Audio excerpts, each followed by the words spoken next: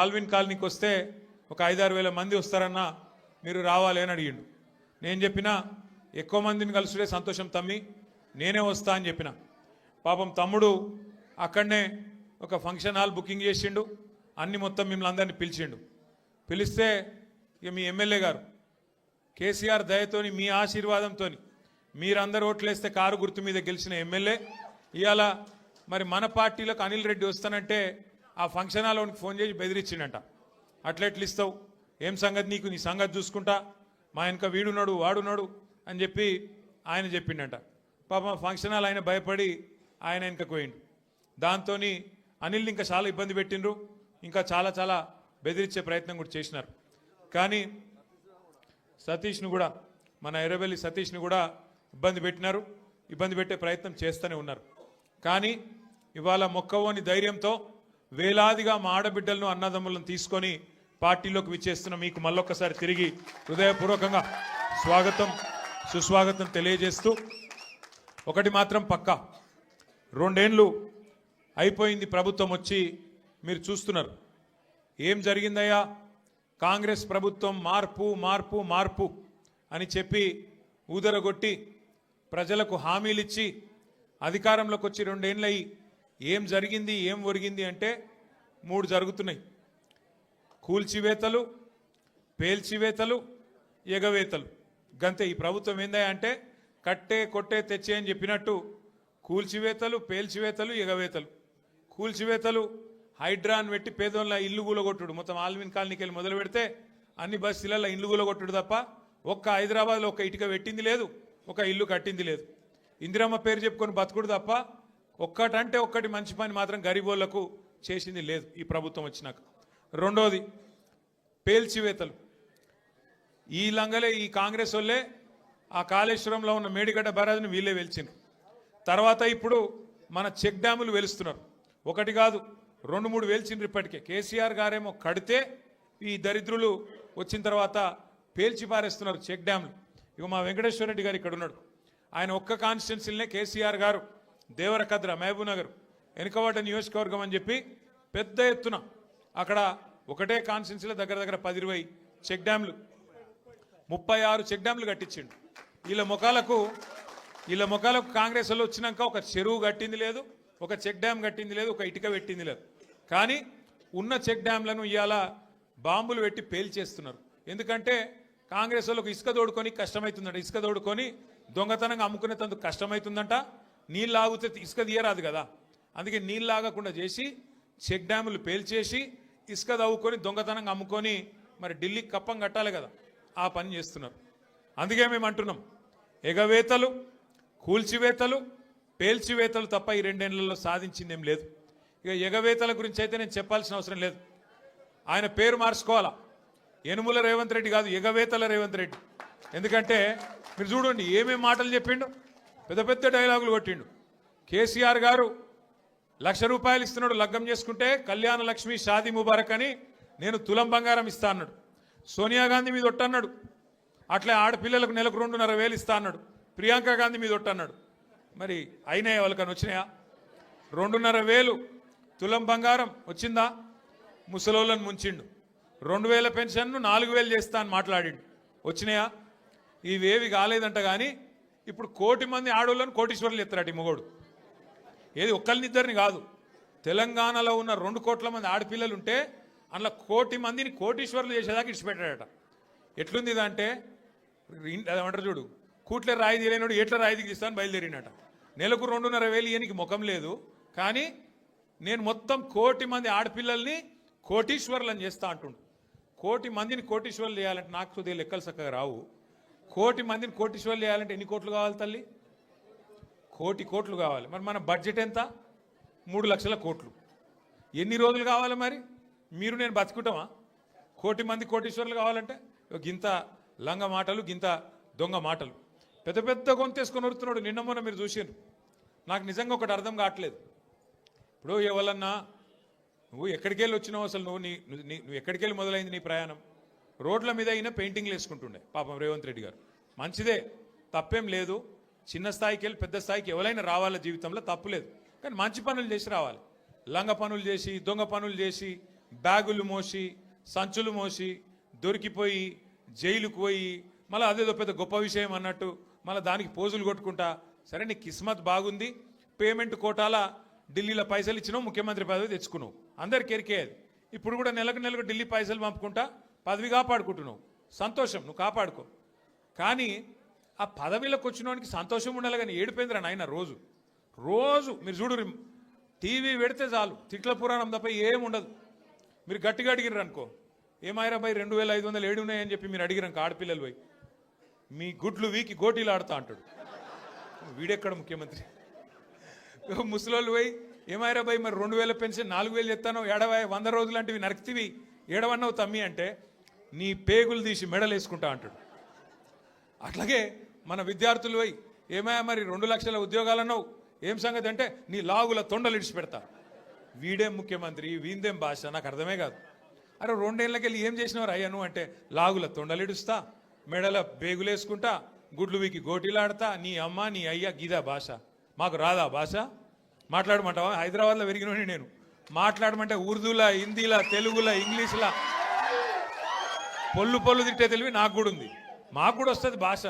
హైదరాబాద్ గల్లీలలో పెరిగిన నేను, నువ్వేడో ఊరికెళ్ళి వచ్చినావు. సరే రా, పర్వాలేదు, నీ అదృష్టం బాగుంది, ముఖ్యమంత్రి అయినావు, చేయి. రోజు ఏడుచుడు ఎందుకు? మేము ప్రతిపక్షంలో ఉన్నాం, నువ్వు అధికారంలో ఉన్నావు. ఇక అంటారు చూడదు సామెత, కనకపు సింహాసనం మీద శునకం కూర్చోబెట్టినట్టు నిన్ను ఆడ కూర్చోబెట్టిన పాపానికి రోజు అరసుడే. రోజు అరిసి అరిసి అరిసి. నిన్న మొన్న కొడంగల్లో చూసిన, కొడంగల్లో ఆయన సర్పంచులు గెలిపించుకున్నాడంట. గెలిపించుకుంటే సంతోషంగా బువ్వ పెట్టాలి, 4 మంచి మాటలు చెప్పాలి, ఇక రాష్ట్రంలో ఉన్న పల్లెలకు ఫలానా చేస్తా, నేను ముఖ్యమంత్రి అని చెప్పాలి. రోజు అరుసుడు. నాకైతే డౌట్ వస్తున్నది, ఎంత ఒరులుతున్నాడు, ఎంత అరుస్తున్నాడు అంటే ఆ గీతమ్మ ఉన్నది ఆయన భార్య, ఆమె చెప్తున్నా నేను తల్లి గీతమ్మ జల్దీ కట్టే, లేకపోతే ఆయన ఎవరైనా కరిసినా కరుస్తాడు వీడు. ఎందుకంటే ఇప్పుడు రోజు అరిసి అరిసి అరిసి పిచ్చిలేసిపోయేటట్టున్నది, కరిసేటట్టు తయారైంది రోజు రోజుకు. నేనేమంటున్నా అంటే ఏనుగు పోతుంటే మస్తు జంతువులు మొరుగుతుంటాయి, నక్కలు కుక్కలు, మనం పెద్ద పట్టించుకునే అవసరం లేదు. మనం ఒకటే, కేసీఆర్ లాంటి ఏనుగు ఆయన ఎంత స్థాయి మనుషులు నేను మీకు చెప్పాల్సిన అవసరం లేదు. ఇలా ఆయన తిడుతా ఉన్నాడు తెల్లారు లేస్తే. ఒకరోజు ఆయన చచ్చిపోవాలని కోరుకుంటాడు, ఇంకో రోజు ఆయన కాలు ఇరిగింది అంటాడు, ఇంకో రోజు ఇంకేదో అంటాడు. అరే అయ్యా నువ్వు ముఖ్యమంత్రివి, చెయ్యి, నువ్వు శపథాలు చేస్తున్నావు కదా, కేసీఆర్ను మళ్ళీ లేకుండా చేస్తా, మళ్ళీ రాకుండా చేస్తా అంటున్నావు కదా. నిజంగా నీకు నిజంగానే నీకు సత్తా ఉంటే, నిజంగా నీకు అంత టాలెంట్ ఉంటే చెయ్యి శపథం. 1 కోటి మంది ఆడపిల్లలకు రేపటి నుంచే నెలకు 2,500 రూపాయలు ఇస్తాను, జనవరి 1 నుంచి శపథం చేయి, నేను చూస్తా. తులం బంగారం నేను జనవరి 1 నుంచి ఇస్తాను చెప్పు, శపథం చేయి. చెప్పు 4,000 పెన్షన్ సంక్రాంతికి వెళ్ళి ఇస్తా, 2 ఏళ్ళకి వెళ్ళి తప్పించుక తిరిగిన దొంగను నేను, కానీ ఇప్పుడు ఇస్తా సంక్రాంతికి వెళ్ళని చెప్పు దమ్ముంటే. గా శపథాలు చేయి. వీటితో ఏమవుతుంది? నీ ఉపన్యాసాలు, ఊకదంపు డైలాగులు ఏమొచ్చేది ఉన్నది వాటితోని? నోటి తీట తిరుగుతుంది తప్ప ఏం రాదు. మాకు రాదా తిట్టనికి? మాకు కూడా వస్తుంది, కానీ నీకు కాదు, నీ కుర్చీకి గౌరవం ఇచ్చి ఊకుంటున్నాం. ఇక ఈ తెలివితేటలకు కాంగ్రెస్ వాళ్ళు అంటున్నారు, కేసీఆర్ నువ్వు బయటికి రా అన్నారు మొదలు. ఇది కేసీఆర్ గారు పాపం ఆయన పాటికి ఆయన పొలం కాడ పని చేసుకుంటుంటే నువ్వు రా బయటికి అన్నారు. మొన్న వచ్చిండు, వచ్చి ఏం చేసిండు పాపం సారు, ఒక ప్రెస్ మీట్ పెట్టిపోయిండు, మీటింగ్ పెట్టి ప్రెస్కు మాట్లాడిపోయిండు. దానికే ముఖ్యమంత్రికి ముచ్చెమటలు పట్టినాయి, చలిజ్వరం వచ్చింది, దెబ్బకు మరిగా ఇష్టం వచ్చినట్టు ఒర్రుతున్నాడు. ఇప్పుడేమంటున్నాడు, నువ్వు అసెంబ్లీకి రా అంటున్నాడు. బయటికి వస్తే గీడికి వస్తేనే తట్టుకోలేకపోయినావు నువ్వు, అసెంబ్లీకి వస్తే ఆయన గుండాకి సస్తావు, గుండాకి పోతాడు. ముందే ఇంతున్నాడు, ఆయనతో గుండాగిడ్డా అమ్మంటాడు. ఇప్పుడు ఇవాళ రేపు ఎట్లయిపోయిందంటే నిజంగా బాధ అనిపిస్తుంది. నాకు తిట్టాలని లేదు, కానీ బాధ అనిపిస్తుంది. ఇప్పుడు మా లీడరు అన్నది పక్కకు పెట్టు, తెలంగాణ తెచ్చిన నాయకుడు అన్నది పక్కకు పెట్టు, 2 సార్లు ప్రజలు గెలిపించిన ముఖ్యమంత్రి అనేది కూడా పక్కకు పెట్టు. మా నాయన కదా, మా నాయన తిడితే కొడుకు రేషం రాదా? ఇక్కడ దాకుంది కోపం, ఇక్కడ దాకుంది. దొరికితే ఎడమకాలు చెప్పు తీసుకొట్టాలని ఉంది, కానీ ఏం చేయాలి? ప్రజాస్వామ్యం. ఎకతక్క మాట్లాడితే మళ్ళీ ఏమంటారు, అగో వీనికి అహంకారం ఉంది రాబోయ్ అంటారు. అహంకారం నాదా అయినదా? నేను గుంటూరులో చదువుకున్నా అంటాడు. అరే నేను గుంటూరులో చదువుకుంటే నీకేం వచ్చింది రాబోయ్? నాకు అర్థం కాదు. అప్పుడు ఆంధ్రప్రదేశ్ కలిసి ఉండే, నేను గుంటూరులో చదువుకున్నా, మళ్ళీ హైదరాబాద్లో చదువుకున్నా, పూనాలో చదువుకున్నా, అమెరికాలో చదువుకున్నా, నేను ప్రపంచం అంతా చదువుకున్నా. నీ లెక్క చదువు సందే లేకుండా తిరగలేదు. మీ అమ్మాయి నీకు చక్కగా తోవ చూపెట్టలేదు, నేనేం చేయాలి? దానికి నీ ఏడిపోయింది నా మీద. అవో వీనికి ఇంగ్లీష్ వస్తుంది అంటాడు. అరే నాకు వస్తే నీకేం నొప్పిరా నాయన? నేర్చుకో. నేను హిందీ నేర్చుకున్నా, ఉర్దూ నేర్చుకున్నా, రేపు అవసరమైతే గోర్మాటి భాష నేర్చుకుంటా. నువ్వు నేర్చుకో, నేను వాడు నాపిండా? నిన్న వద్దన్నాడు ఎవడన్నా, నువ్వు కూడా నేర్చుకో. దానికి కూడా ఏడిపోయి నా మీద. నేనేం చేసిన? ఇంకొక అంటే నాకు ఎక్కడ గమ్మత్ అనిపిస్తుంది అంటే, నేను ఆంధ్రాకి పోయి ఇంటర్మీడియట్ చదువుకుంటే తప్పట, కానీ ఆయన ఆంధ్రాకి వెళ్ళి అల్లుడిని మాత్రం తెచ్చుకోవచ్చట. ఈ అమ్మ ఇది ఎక్కడ కథ రాబోయ్. అందుకే ఇక ఆయన పేరు ఏం పెట్టినట్టుగా నేను ఇట్లా లాభం లేదని చెప్పి మనోని పేరుగా అల్లుడు భీమవరం కదా, అందుకే ఈయన చిట్టినాయుడు పేరు కూడా భీమవరం బుల్లోడు అని పెడితే అయిపోతుంది. ఓకే వెలుగు భీమవరం బుల్లోడు మనకు నీతులు చెప్తున్నాడు. అరే ఆంధ్ర అంటే మరి ఆంధ్ర వల్ల ఓట్లు కావాలి, ఆంధ్ర వల్ల చుట్టూ తిరగాలి, కానీ మళ్ళీ ఆంధ్రాని మాత్రం నేను పోయి చదువుకుంటే నీకు నచ్చినది, నీకేం బాధ అవుతుంది? నాకు అర్థం కాదు. ఇంకొక మాట నాకు అర్థమే కాదు. ఇప్పుడు ఇక్కడ ఉన్నారు మీరు, ఇంతమంది ఉన్నారు, చాలామంది పిల్లలు మన హైదరాబాద్కి వెళ్ళి మన తెలుగు రాష్ట్రాలకు వెళ్ళి చాలామంది చదువు కోసమో ఉద్యోగం కోసమో వేరే దేశాలకు పోతారు. అమెరికా పోతారు, లండన్ పోతారు, ఆస్ట్రేలియా పోతారు, ఇంకొక ఆడికి పోతారు. ఆ దేశాలలో ఇళ్ళలో నౌకర్లు ఉండరు కదా. ఆ దేశాలలో ఏం చేయాలి? మనది మనమే పని చేసుకోవాలి, మన బట్టలు మనమే ఉతుక్కోవాలి, మన వంట మనమే వాడుకోవాలి, మన టాయిలెట్ మనమే క్లీన్ చేసుకోవాలి. ఈ పిచ్చోనికా ఏం తెలియదు, చదువుకున్న బాపత అయితేనేమో తెలుస్తుండే. ఇక మాట్లాడతాడు ఏమంటాడు, వీడు ఇప్పటికీ అమెరికాలో బాత్రూమ్లు కడుగుతూనే అంటాడు నన్ను. అరే అమెరికాలో నా బాత్రూమ్ నేను కడుక్కున్నా, నీకేమో వచ్చిందిరా బాయ్, నాకు అర్థం కాదు. అమెరికాలో ఎవరిది వాళ్ళు చూసుకుంటారు, పని చేసుకుంటే కూడా తప్పేనా? ఎవరి ఇళ్ళలో వాళ్ళు బాసాన్లు తోముకుంటే తప్ప, ఎవరి ఇళ్ళలో వాళ్ళు బట్టలు ఉతుకుంటే తప్ప? అంటే మరి మా ఆడపిల్లలు మీరు అందరు ఉన్నారు, ఇంటి పని అంతా మీరే చేస్తారు, మరి ఇంటి పని మొత్తం మీరు చేస్తారు తప్ప అది? అట్లా మేము కూడా చదువుకున్నప్పుడు అమెరికాలో ఇంట్లో ఎవడుంటాడు మరి? ఎవరి పనాలు చేసుకోవాలి, ఎవరి గిన్నెలాలు దోముకోవాలి, ఎవరి బట్టలాలు ఉతుక్కోవాలి, ఎవరి టాయిలెట్లు క్లీన్ చేసుకోవాలి, తప్పేమున్నది అలా? దాన్ని పట్టుకొని టాయిలెట్లు క్లీన్ చేసేటోడు నీ లెక్క సంచులు మోయలే, నీ లెక్క దొంగ పనులు అయితే నేను చేయలే. ఇంకొక మాట ఏమంటాడు, నేనట మా అయ్య పేరు చెప్పుకొని బతుకుతున్నా అంట. అవు మా అయ్య గొప్పోడు, మా అయ్య తెలంగాణ తెచ్చిన మొగోడు మునగాడు, బరాబర్ చెప్పుకుంటా, తప్పేమున్నది? మా అయ్య పేరు నేను కాబట్టి ఎవడు చెప్పుకుంటాడు, నాకు అర్థం కాదు. మా అయ్య మొగోడు మునగాడు తెలంగాణ తెచ్చినోడు, బరాబర్ చెప్తా.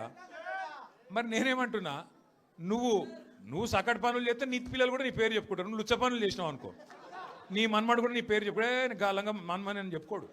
మంచి పనులు చేయి, నీ పేరు కూడా చెప్పుకుంటారు. నీలాగా దొంగలకు సద్దులు కట్టుడు, బ్యాగులు మోసుడు, వాళ్ళ సంకల్ నాకుడు, ఢిల్లీకి పేమెంట్ కోటాలో పైసలు చచ్చుడు, గవి మాతో కావు.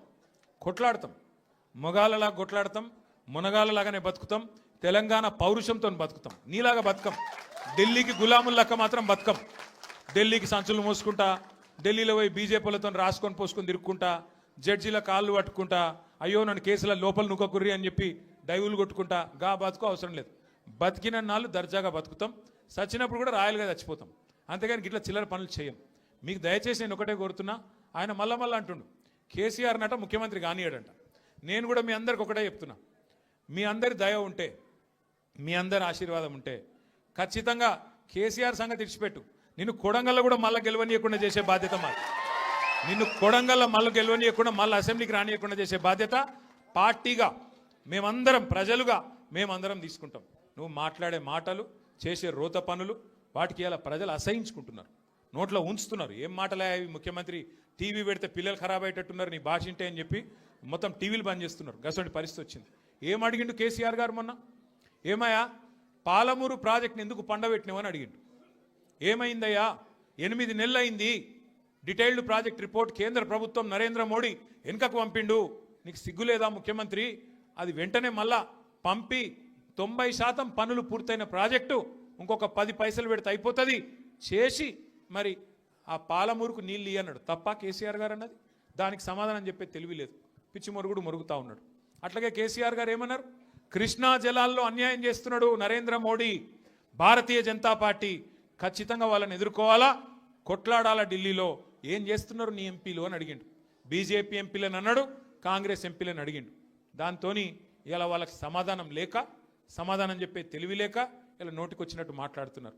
ఇంకొక మాట ఏమన్నాడు కేసీఆర్ గారు, ప్రజలను నువ్వు మోసం చేసినావు, 6 గ్యారంటీలు అన్నావు, నెలకు 4,000 పెన్షన్ అన్నావు, తులం బంగారం అన్నావు, ఆడపిల్లలకు నెలకు 2,500 ఇస్తా అన్నావు, అన్ని 100 రోజుల్లో ఇస్తా అన్నావు, ఎప్పుడు ఇస్తావు? 2 ఏళ్ళు అయింది కదా అన్నాడు. తప్ప కేసీఆర్ గారు ప్రధాన ప్రతిపక్ష నాయకుడిగా ప్రజల తరపున ప్రశ్నించుడు తప్ప? ఇవన్నీ అడిగితే ఆయనకు బూతులు వస్తున్నాయి, కోపం వస్తున్నది. ఆయన రియల్ ఎస్టేట్ వ్యాపారానికి, ఆయన భూముల కుంభకోణానికి, ఫ్యూచర్ సిటీ పేరు మీద చేస్తున్న డ్రామాకు కేసీఆర్ గారు బలమైన వాదనతోని ప్రజలను మళ్ళొక్కసారి లేపి బయటికి తీసుకొస్తే ఆగమైతుంది బతుకని చెప్పి ఇష్టం వచ్చిన తిట్లు తిడుతున్నావు. మనం పట్టించుకునే అవసరం లేదు. మనం స్పష్టంగా ఒకటే పని చేసుకుంటూ పోదాం. ఎన్నిక ఏదైనా రేపు కార్పొరేషన్ ఎన్నిక వస్తుంది. హైదరాబాద్ను 3 ముక్కలు చేస్తారట. హైదరాబాద్ కార్పొరేషన్ 3 ముక్కలు చేస్తారట. చేసి 3 కార్పొరేషన్లు చేస్తారట. ఎన్ని కార్పొరేషన్లు చేసినా ప్రజలైతే గాలే కదా, ఓట్లు వేసేది మీరే కదా. మీకు అందరికీ ఎవరు మంచో ఎవరు చెడో మీకు తెలుసు. అందుకే 24 డివిజన్లు అవుతున్నాయి శేర్లింగంపల్లి నియోజకవర్గంలో. అది ఏ కార్పొరేషన్లకు పోయినా గెలిపించే బాధ్యత మీరు తీసుకోండి. గట్టిగా కష్టపడదాం. ఈ ఒక్క సంవత్సరం 2026 ఒక్కటి గట్టిగా కష్టపడితే ఇక 27లో దాదాపుగా ఎలక్షన్ వాతావరణం రాని వస్తుంది. 3 ఏళ్ళు పూర్తయిపోయినాయి అంటే ఎలక్షన్ వాతావరణం, అసెంబ్లీ ఎలక్షన్ వస్తుంది. మళ్ళీ తిరిగి కేసీఆర్ సార్ను మళ్ళీ తిరిగి తెలంగాణ రాష్ట్రానికి ముఖ్యమంత్రిగా చేసుకునే టైము తొందరలో వస్తుంది. కాబట్టి దయచేసి ఇంతకంటే ఎక్కువ నేను చెప్పను. మీరు చాలా దూరం నుంచి కష్టపడి నేనే అక్కడికి రావాల్సి ఉండే. फिर भी आप इतना दूर आए. हमारे बहनों से भी मैं शुक्रिया अदा करना चाहता हूँ. आप इतने दूर आए, आप इतने लोग आए और छोटे छोटे बच्चों को भी साथ लेके आए. मैं आपका तहे दिल से शुक्रिया अदा करता हूँ, आपका शुक्रगुजार हूँ. और మా ఆడబిడ్డలందరూ కూడా మరి అంత దూరం కించి వచ్చినందుకు థ్యాంక్ యూ. మళ్ళొక్కసారి మీకు నేను చేసే విజ్ఞప్తి, ఎన్నిక ఏదైనా గుర్తు కారు సారు.